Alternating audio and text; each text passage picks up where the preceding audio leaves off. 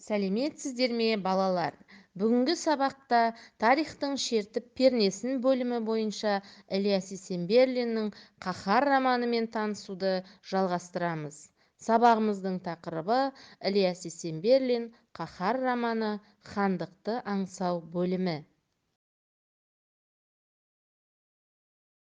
Сабағымыздың мақсатына сәйкес сіздің меңгеретініңіз көркем шығармадағы кейіпкерлер жүйесін жинақтау, кейіпкерлер бейнесін даралау арқылы өмір шындығын көрсету. Оқушылар, мына сұрақтарға жауап берсеңіздер. Бірінші сұрақ: бұл кейіпкер кім? Екінші сұрақ: кейіпкердің ойы қандай? Үшінші сұрақ: кейіпкерді қандай адам деп ойлайсыз? Төртінші сұрақ: үзіндіден қандай өмір шындығын байқадыңыз? Осы сұрақтарға жауап беру үшін алдымен мына үзіндіні мұқият тыңдаңыздар. Бірінші кейіпкер: сендердің күрестерің маған ұнаған. Польшада қалған арманымды осында тапқандай болғам. Ал қазір кедей жұртқа өз ханына бағынды не, орыс патшасына бағынды не, бәрібір емес пе? Бұрын өзінің күн көрісі болған шұрайлы жерін, балықты көлін, орыстың князь, генерал, графтарынан қорғап қолына сойыл алған ереуіл бір басқа да, Абылай заманын көксеп, қазақты орыстан бөліп алып, қанын жеке сорамыз деген сұлтан, би, ақсақал, хан үшін болған күресу бір басқа. Бұл күрес тіпті зиянды. Ол орыс пен қазақ халқының жақындасуына бөгет болады. Ал екі бейнетқор халықтың бірігуінде, жақындасуында олардың бар болашағы, бар алдағы жарық күні тұр. Екінші кейіпкер: қаны басқаның жаны басқа деген осы. Абылай атамның жолын қуып арпалысқа шыққанымда орыс пен қазақты біріктіру үшін шықты дейсің бе? Россия дария, біз кішкентай ғана мөлдір бұлақпыз. Мөлдір бұлақ суы дарияға құйғанда несі қалады? Дария суы ащы болса, бұлақ суы да ащы болады. Дария суы тұщы болса, бұлақ суы да тұщы болады. Бұлақтың бар болашағы тек дарияның ғана еркінде қалады. Менің күткенім сондай өмір ме? Біз Россия патшасына бағынсақ, ел деген аттан айырыламыз. Үзіндіні тыңдаған болсаңыздар, сұрақтарға жауап беру қиындық тудырмайды деп ойлаймын. Осы тапсырманы орындау үшін мына критерий мен дискрипторларды басшылыққа алыңыздар.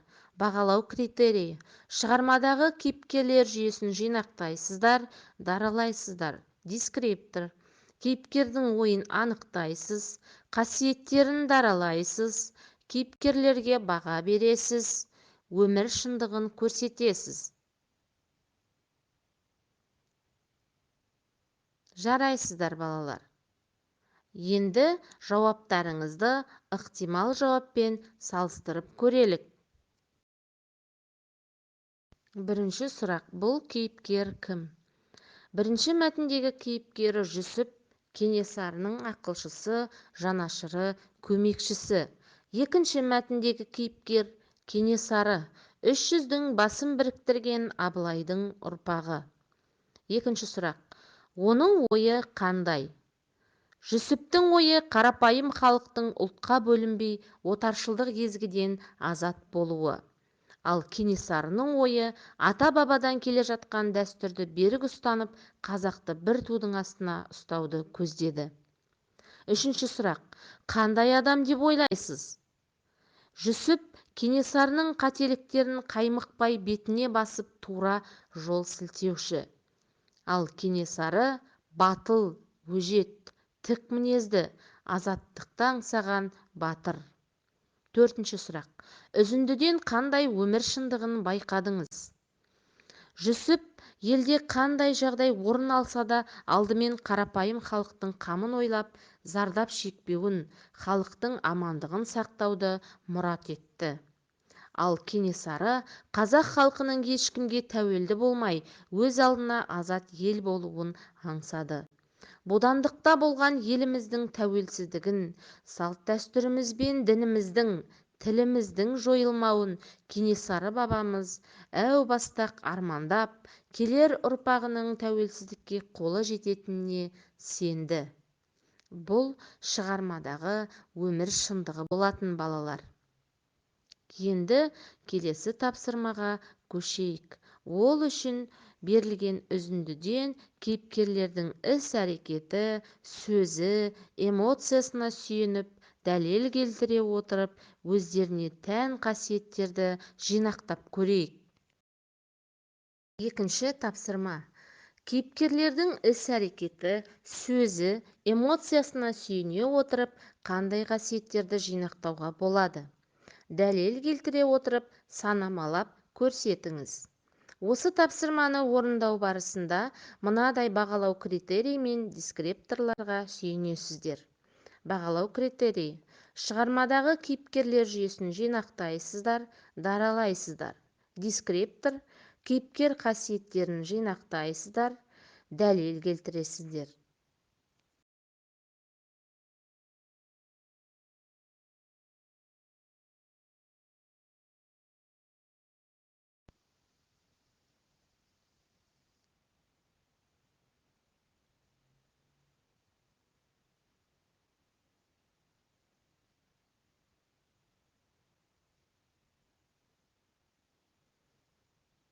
Жарайсыңдар, балалар. Тапсырманы орындап болсақ, ықтимал нұсқамен салыстырып көрейік. Шығармадағы басты кейіпкер Кенесары айлалы қолбасшы ретінде көрінеді. Оған дәлел: биыл жиналатын 10 мың әскермен Россия патшасы түгіл Қоқан ханын жеңе алмайсың. Қоқанның өзіндегі таңдаулы Галабатыр әскерін былай қойғанда, бір ғана Эрмезар қорғанында 12 мың жауынгері бар. Жүсіп батылдығымен көрінеді. Оған дәлел: «Я, Кенеке», деді Жүсіп тікелей қарап, «сен өзіңді хан етіп ақ киізге көтерткізгеннен бері ұстанған жолың да, алдағы мақсатың да басқаша». Кенесарының келесі қасиеті бірбеткейлігі. Кенесарының жасыл туының астына кіргісі келмеген жұрт емес. Ондай елдің мейлі қаны судай ақсын, мейлі бәрі қойдай бауыздалсын деген сөздері дәлел бола алады. Жүсіп туған елін, туған жерін сүйеді. Оған дәлел Кенесарыға қаймықпай айтқан мына сөздері: «Сағындым, әттең, алыс қашып кетер едім». Кенесарының келесі қасиеті батыл намысшылдығы. Оған дәлел: «Ең болмаса ешкі тәрізді бақырып өлген құрметті, бірақ мен ешкі де, қой да болмаймын. Ажал табар болсам, батырларша ажал табам». Бұл жерден Кенесарының нағыз батырларға тән намысшылдығын байқауға болады. Ал Жүсіп Ресей бодандығына қарсы халық жанашыры ретінде байқалады. Оған дәлел: Польша бұқарасы болса, Ресей патшасының отаршылдық ісіне қандай қарсы болса, мен келіп қосылған шақта қазақ халқы да сондай қарсы еді. Сендердің күрестерің маған ұнаған, Польшада қалған арманымды осында тапқандай болғам.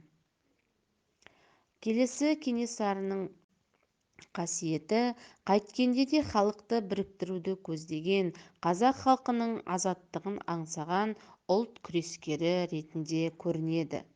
Оған дәлел: бірақ енді халықты қорқытып қосудан басқа қандай жол қалды? Бұрын құр ғана ереуілшіл ел болсақ, енді хан билеген елміз. Жауымыз бізбен санасуға мәжбүр болады. Ал Жүсіп жанашыр, ақылшы. Оған дәлел: Жүсіп не болса да шынын айтуды мақұл көрді. Мүмкін менің сөзім ой салар, деді ол ішінен. Бұл жерде Жүсіптің Кенесарыға өзінің ойын ашық айтатындығын байқауға болады. Олай болса, балалар, сабағымыздың келесі кезеңі өзіндік жұмысқа көшейік. Азаттықты аңсаған ұлт көшбасшысы тақырыбында ұтымпы формуласымен өз ойыңызды жеткізіңіз. ұтымпы формуласы, яғни ұстаным немесе көзқарас. Менің ойымша, түсіндіру немесе негіздеу. Себебі, мысал, мен мұны келесі мысалдармен дәлелдеймін. Пайымдау немесе нәтиже. Осыларға сүйене отырып, мен мынадай қорытындыға келдім деп өз ойыңызды осы ұтымпы формуласымен жеткізесіңіздер. Сабақ барысында орындалған тапсырмаларды үлгіге ала отырып, сіздер өзіндік жұмысты еш қиындықсыз орындайды деп сенемін. Ендеше, сәттілік. Сонымен бүгінгі сабағымызда нені меңгердік? Иә, балалар, біз сабағымыздың мақсатына сай шығармадағы кейіпкерлер бейнесін жинақтадық, кейіпкерлер бейнесін дараладық, өмір шындығын көрсете алдық. Олай болса, балалар, бүгінгі сабағымызды тілек беті арқылы бағалап жіберейік.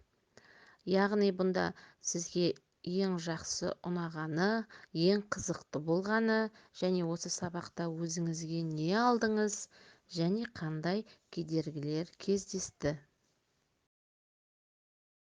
Сабағымызды қорытындылай келе, біз бүгін Ілияс Есенберлиннің «Қаһар» романының хандықты аңсау бөлімінің мазмұны бойынша Абылайдың ұрпағы Кенесары бабамыздың халықтың тәуелсіздігін арман еткен қайсар мінезі мен батылдығын көрдік. Елді біріктіру жолындағы ұстанған ұстанымы мен көзқарасын, ежелден ата-бабасы хан Абылайдың ізін жалғауды көздеген, сонымен қатар халықты бір тудың астына біріктіруді мақсат еткен тарихи тұлға екендігіне тағы да көз жеткіздік. Олай болса, Кенесарыдай бабаларымыз аңсап кеткен тәуелсіздігіміздің қадірін түсініп, олардың ерліктерін мақтан етейік. Сабақ аяқталды. Сау болыңыздар.